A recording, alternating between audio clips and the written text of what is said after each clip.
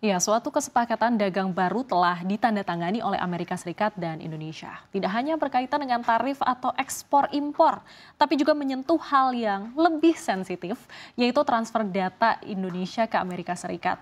Apa artinya bagi publik dan sejauh mana perlindungannya diatur dalam undang-undang? Mari kita ulas dalam transfer data pribadi biaya tarif Trump untuk RI. Oke, Amerika Serikat dan Indonesia memang telah mencapai kesepakatan perdagangan yang bernilai strategis. Pengumuman disampaikan langsung oleh Presiden Donald Trump dalam rilis resmi Gedung Putih pada Selasa 22 Juli 2025 waktu setempat. Trump menyebut kerjasama ini memberikan terobosan besar bagi Amerika untuk mendapatkan akses pasar di Indonesia yang selama ini dinilai sulit untuk ditembus. Dan tidak hanya untuk manufaktur dan pertanian, namun juga sektor digital. Oke, Indonesia menyepakati akan membayar tarif resiprokal sebesar 19% untuk masuk atau untuk produk yang masuk ke pasar AS. Namun lebih dari itu, Gedung Putih menyebut adanya kesanggupan Indonesia untuk menghapus hambatan perdagangan digital. Dalam joint statement ini ditegaskan bahwa Indonesia akan menyediakan kepastian untuk transfer data pribadi dari wilayah Indonesia ke Amerika Serikat. Artinya, data warga Indonesia baik yang berasal dari penggunaan platform digital maupun transaksi elektronik ini dapat dipindahkan ke server di Amerika Serikat. Dan komitmen ini juga diiringi dengan langkah Indonesia untuk menghapus batas tarif atas barang tak berwujud, menunda persyaratan deklarasi impor untuk layanan digital, serta mendukung moratorium permanen bea masuk transmisi elektronik di WTO. Langkah-langkah ini termasuk transfer data akan diimplementasikan melalui kerangka inisiatif bersama dengan regulasi domestik jasa yang telah diajukan untuk disetujui di Organisasi Perdagangan Dunia.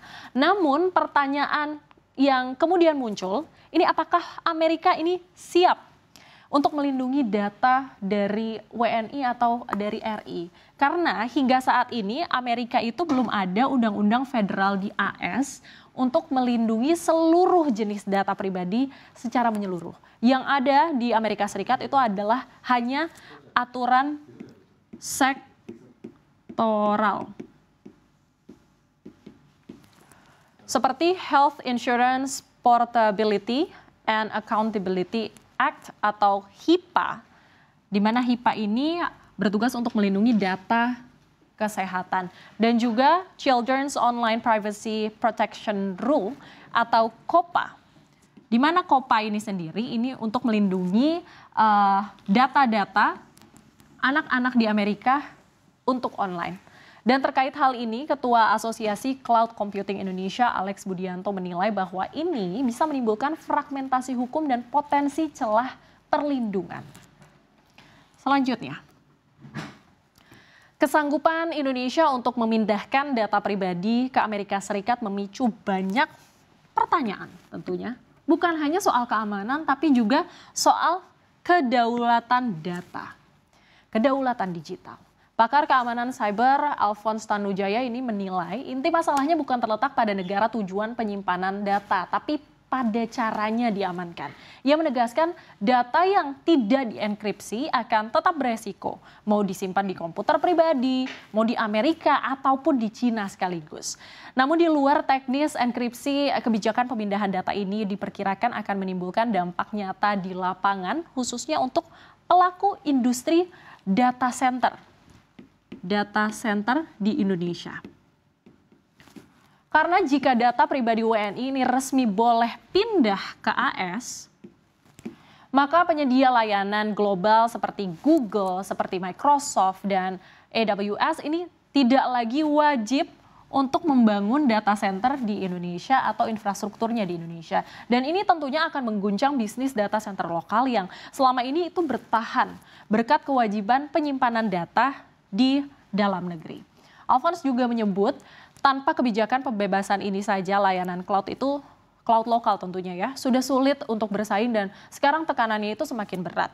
Lebih jauh ia juga menyinggung kemungkinan kembali beroperasinya aplikasi asal AS yang mungkin pernah dilarang di Indonesia, seperti mungkin Anda ingat waktu kasus WorldCoin yang mungkin aktivasinya itu dibekukan oleh Komdigi beberapa bulan lalu karena ada dugaan pelanggaran ketentuan penyelenggaraan sistem elektronik karena ditakutkan dapat menganalisis data sensitif WNI.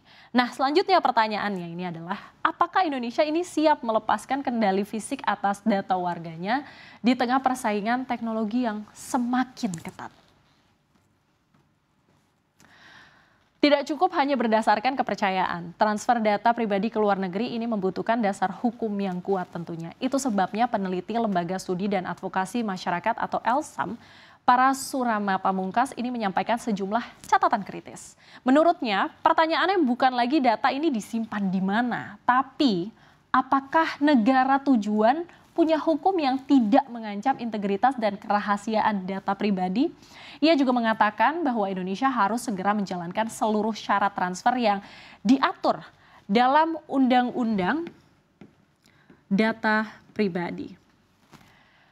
Transfer data pengguna sendiri memang diatur dalam Undang-Undang Data Pribadi pasal 56 ayat 1 dan Undang-Undang nomor 27 tahun 2022 yang menyebutkan bahwa pengendali data pribadi dapat mentransfer data pribadi keluar Indonesia namun ada sejumlah syarat. Nah, syaratnya apa? Yakni yang pertama, negara tujuan ini memiliki tingkat proteksi atau tingkat perlindungan data pribadi yang setara atau lebih tinggi. Jadi tidak boleh lebih rendah daripada di Indonesia. Yang kedua, ini adalah adanya perjanjian internasional antar negara. Dan yang ketiga, serta pengendalian data pribadi ini memastikan ada perlindungan yang memadai dan juga sesuai dengan ketentuan. Dan lebih jauh, penilaian ini perlu memastikan bahwa secara hukum Amerika Serikat itu tidak memiliki wewenang untuk mengganggu ataupun mengakses data pribadi WNI. Sebab dalam konteks internasional ada kejadian yang mungkin perlu dijadikan pelajaran, yaitu kasus Schrems II. Ini bisa dijadikan pelajaran di mana pengadilan Uni Eropa itu membatalkan perjanjian perlindungan privasi antara Uni Eropa dan juga AS karena dinilai tidak memberikan jaminan penuh terhadap privasi warga Eropa. Jadi Uni Eropa itu merasa bahwa pemerintah Amerika ini bisa melakukan pemantauan atas data yang disimpan perusahaan di wilayahnya. Karena Uni Eropa merasa Amerika ini memiliki undang-undang yang bernama FISA, FISA, yaitu Foreign Intelligence Surveillance Act. Di mana FISA ini adalah sebuah aturan yang memberikan hak intelijen AS untuk mengakses data bahkan tanpa seizin pemiliknya. Namun terkait hal ini, Menteri Koordinasi Bidang Perekonomian Erlangga Hartarto menegaskan bahwa transfer data yang menjadi kesepakatan antara AS tidak ada kaitannya dengan penyerahan data milik warga Indonesia ke AS.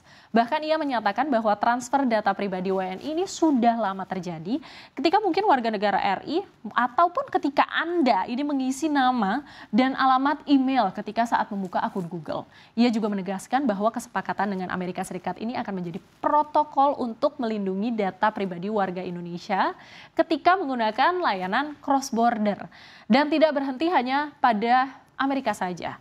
Pemerintah memastikan kerangka yang sama ini akan digunakan untuk kerjasama dengan negara lain di masa depan. Dan lebih lanjut, Erlangga ini juga menyebutkan bahwa Indonesia saat ini telah memiliki contoh penerapan protokol keamanan yang terintegrasi, yakni di kawasan digital Nongsa di Batam.